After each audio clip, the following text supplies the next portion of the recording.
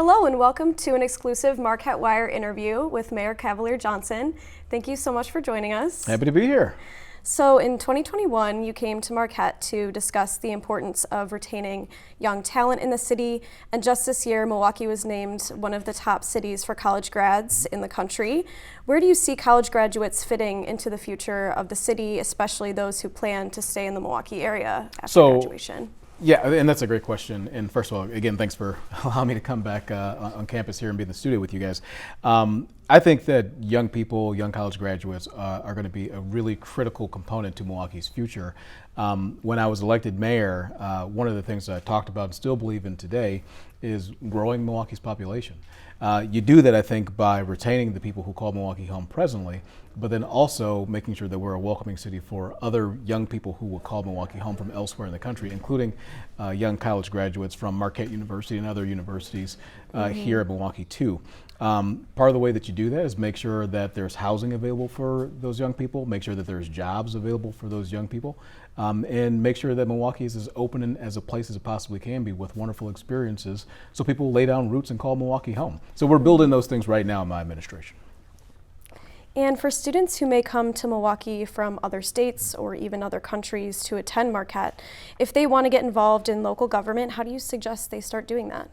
That's an excellent question. And fortunately for you guys at Marquette University, City Hall is literally right down the street. It's literally there. And there are a whole host of public meetings the Common Council puts on, and those meetings are open to the public. Anybody can go in, anybody can be involved, anybody can be engaged and see what's going on in the process. You guys, when you live here on campus, you're residents of Milwaukee. Right, so you can call up, the alderman for the area, just as any person who lives outside of campus but still in this aldermanic district is able to do. You're also not terribly far off from the county courthouse and the city's counterparts at county government. They're right there, and they have the same sort of open government as well that folks can be involved in. So I encourage folks to see what's going on, obviously watch and read the news, but then also take the time to go in and be involved in things that they care about and join those meetings at City Hall or the courthouse. And in and around Marquette's campus, parking remains a concern, whether that be lack of street parking in front of houses or apartments, or just confusion about the parking enforcement process in general. And the city will soon experience changes to meter times and ticketing rates. How should students who either commute to class or drive to their classes plan for this? Yeah, I think it's always important to plan ahead, right? Know where you're going, know what the rules are, make sure that you read the signs that we try to make sure are posted there. For paying some of those things, nobody carries cash anymore. I'm guilty of that too. We do have an app to make it easy for folks to be able to connect their bank account to be able to pay for parking if that's something that they need to do. One of the things that we've been working on in my administration and will continue to work on in my administration as we move forward here is to make the city accessible to all users of the roadway though. Because some people will drive to class and to other destinations, but I want to make it so that more people will choose alternative modes of transportation too, whether that's being a pedestrian, whether that's being somebody who rides one of the electric scooters, whether that's somebody that rides bubbler bikes, or perhaps a young person has their own bike as well. We're building protected bike lanes in the city of Milwaukee to make it safer for all users of the roadway. So whether you drive, whether you use any of those other modes of transportation, and I want folks to be able to use those forms of transportation in order to get from where they are to where they need to be, from home or their apartment to class or wherever else they're trying to go to. And in November, you signed a reckless driving law that will increase penalties for offenders. And the Marquette community has a direct connection to the bill after the deaths of students Noah Snyder and Scott Michaud in September. What would you say about the importance of the bill and it possibly saving lives? Yeah, I have said, from the outset that I want our police department to have every single tool that they possibly can in order to make sure they're keeping the streets safe. So enforcement certainly is one of those things, and I'm not going to leave any stone unturned in terms of working to make sure that the enforcement is a tool that we can use in order to effectively address the issue of reckless driving. There are other tools as well, some of which I already touched on in terms of the built infrastructure, the protected bike lanes, the pinned on curb extensions and the like, stopping people from being able to drive recklessly and pass on the right and those other things. And then we also have education programs as well. Milwaukee is only the second city in the state of Wisconsin that has a full Vision Zero program. It's not just a national but an international program to curb not just reckless driving but to end traffic deaths in a particular community.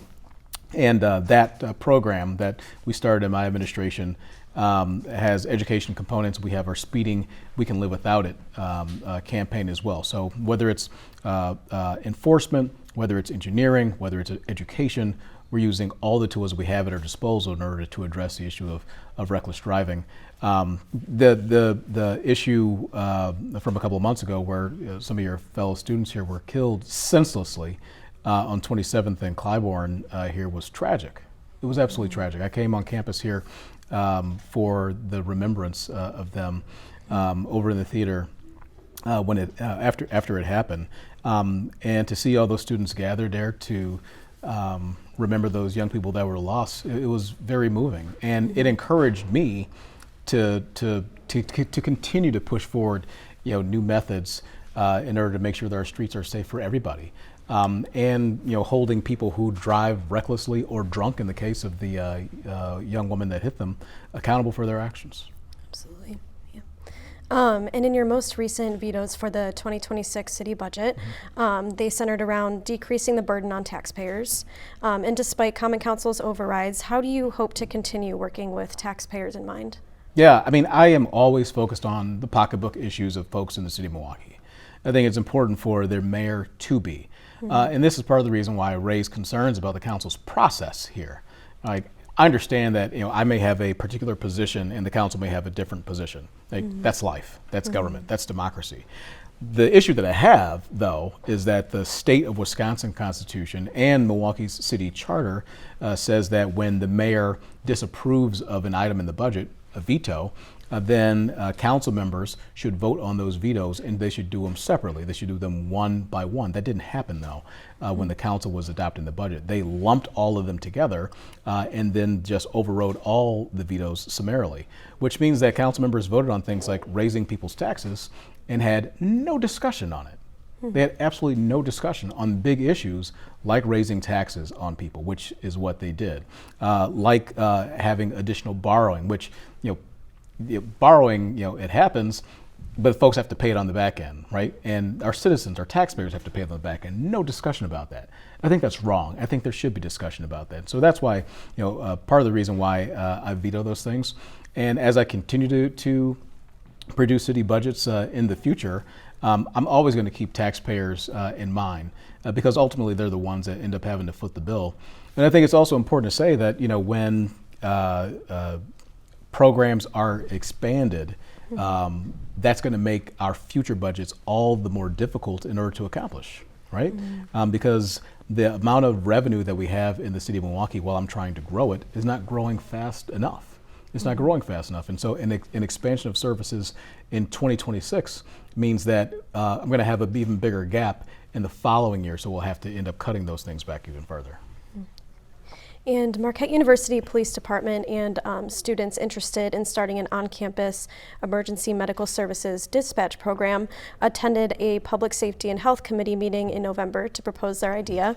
Do you think a program like this could benefit the Marquette area and provide support to citywide emergency services? Absolutely. Look, I am the biggest proponent of partnerships, right? So whenever there's an opportunity for us to be able to work collaboratively with partners in order to provide better service delivery to my constituents, including those constituents who live on campus here, who live off campus, students at Marquette University, then I want to see that. I know there is a partnership that's already in place in terms of law enforcement with the Milwaukee Police Department, as well as with the Marquette University Police Department. And it's a bona fide actual police department that you guys have here on campus. That's a good thing for public safety. And if we can extend that in terms of response that way too, I'm in favor of doing that. And you have a plan to grow Milwaukee's population to 1 million, which is what you talked about a little bit earlier, by making improvements to Milwaukee's homes. Are there parts of the most recent comprehensive plan that could bring housing options to the near west side or Marquette's surrounding neighborhoods? Yeah, I absolutely think so. Especially our goals to increase housing choice and make it easier for development along transit corridors. And here at Marquette University and the surrounding area, there are a lot of high traffic corridors, whether it's Wisconsin Avenue, whether it's on Wells Street, whether it's on 27th Street or some of the other streets. There is ample opportunity, I think, to build more housing, to build denser housing that is welcoming, again, to the people who live here in Milwaukee presently, but then also to those young people who are in college, will graduate from college and are looking to start their careers, families, and lives here in Milwaukee. And you're not only the mayor, but also a neighbor in the community living in the Concordia neighborhood. So how does living in the area shape your understanding of what students and residents need to feel safe? And is there anything that you think still needs to be done in the area? Yeah, this work is always ongoing. It's never finished. The story continues to be written each and every single day. But I am a neighbor, and I traverse through Marquette University literally every single day. Every single day on my way to City Hall and on my way home, I come through this university, and it's always a pleasure to see all the new things that are happening here on campus, to see the students that are buzzing about. They remind me how old I am and that I'm so far away from that age. But I think about their future. I think and those things inform some of the decisions that I make as mayor. All right, when I was graduating from college myself, much like students working their way through Marquette University now, right? You want to have an access to a good paying, family supporting job, right? And those are things we're trying to build in Milwaukee. You want to have an opportunity to live in a place that's affordable so that you don't find yourself to be rent burdened. That's what I want to see for Milwaukee overall. You want to make sure that you live in neighborhoods in a society overall where you're safe and where your kids or your future kids are safe. That's exactly what I want to see for Milwaukee too. So while we're making improvements in these areas, there's still a lot more work to do, and I'm committed to doing that work for students at Marquette and students and people all across Milwaukee. And as the next generation of Marquette students enter the workforce, whether that be in Milwaukee or otherwise, what advice would you give them? There's no such thing as a dumb question. Ask it. Always walk into the room prepared to learn. There are, I think, too many people that choose not to ask the question, even though there are other people who have the very same question.